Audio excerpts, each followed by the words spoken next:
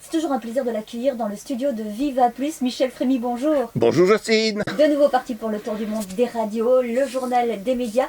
Avec, si on en revient la semaine dernière, on avait parlé de l'USS Texas, le premier navire qui diffusait depuis les eaux internationales au large des côtes marocaines. Et bien avant les stations pirates, les États-Unis ont-ils récidivé? Oui, dès 1952, un second navire a été transformé en station de radio pour diffuser au large de la Grèce. Et quel était le but de ces émissions? Eh bien, les buts avaient bien changé. C'était le début de la guerre froide et les États-Unis souhaitaient couvrir les républiques du sud de l'URSS. La Grèce était un bon endroit pour y installer des émetteurs. Mais alors que l'armée soutenait les États-Unis, le gouvernement, qui était très instable, ne souhaitait pas s'aligner. Et quel était ce navire? Avait-il aussi un passé chargé comme le Texas? Non, pas aussi prestigieux.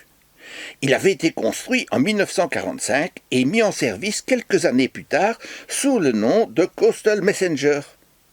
C'est un navire commercial qui cabotait le long des côtes de l'Amérique du Sud. Le navire s'est très vite échoué sur la côte du Venezuela. Renfloué en 1950, le Coastal Messenger a été racheté par le gouvernement américain et il a rejoint la flotte de réserve. Rebaptisé Coast Guard Cutter Courier, il a été modernisé et converti en navire radio à Hoboken, pas à Anvers, mais dans le New Jersey en 1952. Le président Truman est même venu à bord pour l'inauguration de cette nouvelle fonction. Il partit en croisière d'essai de 6 semaines dans les Caraïbes et réalisa des émissions dans la zone du canal de Panama. Le Courier est ensuite retourné à New York avant de partir pour prendre du service au large de la côte de Corée. Au dernier moment, une nouvelle destination a été choisie, les eaux de l'est de la Méditerranée. Le 7 septembre 1952, le Courier prend le relais des émissions de la Voix de l'Amérique. Il est équipé de 3 émetteurs, un RCA en onde moyenne de 150 kW et 2 émetteurs Collins onde courte de 35 kW. This is the Voice of America, Washington, D.C., signing off.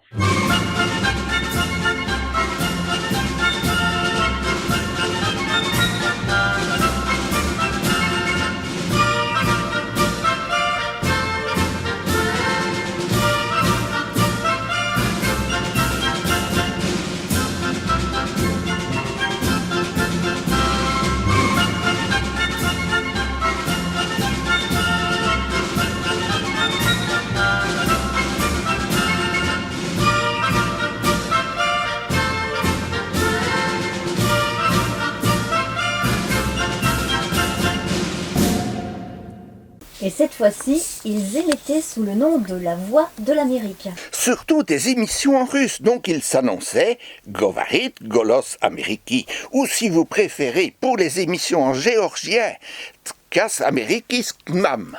Si vous le dites. Voilà. Les émissions étaient-elles produites à bord? Non, on se contentait de rediffuser des émissions en ondes courtes que l'on captait de la Voix de l'Amérique à Washington. Par la suite, une station de réception a été installée sur l'île de Rhodes et elle renvoyait le son en VHF vers le navire.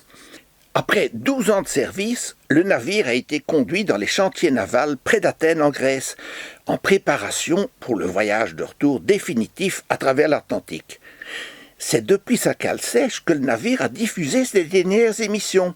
Tout l'équipement électronique a finalement été déchargé et les États-Unis en ont fait don au gouvernement grec. Le navire est rentré aux États-Unis le 13 août 1964. 2 ans plus tard, le Courier a repris du service chez les gardes-côtes comme navire de formation. Quant aux émissions de radio, elles ont été diffusées depuis une station installée sur l'île de Rhodes. En tout cas, on vous remercie pour ce billet plein de langues. Quand je disais que vous étiez polyglotte, je ne mentais pas. Et le géorgien, c'est en genre. Je peux vous dire merci en grec. Ah oui. Efkaristo. Très bien. Mais tu dépasses mes connaissances. À la semaine prochaine. Au revoir. Next week.